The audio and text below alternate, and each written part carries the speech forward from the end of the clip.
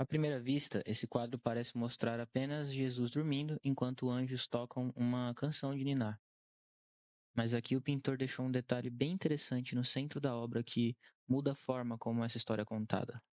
O arco do violino, ele cruza o instrumento e forma uma cruz exatamente sobre o corpo de Jesus. Ainda bebê, o símbolo da sua futura crucificação já está presente.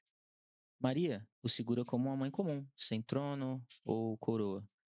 Jesus dorme com o corpo completamente relaxado, enquanto os três anjos possuem praticamente o mesmo rosto. Bouguereau utilizou o mesmo modelo para criar cada um deles, alterando apenas o ângulo e a expressão. A repetição faz com que pareçam menos indivíduos e mais uma presença celestial envolvendo Maria e Jesus.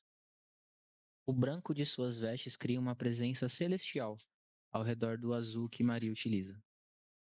O nome desse quadro é O Cântico dos Anjos e ele foi pintado em 1881 por William Adolph Bouguereau.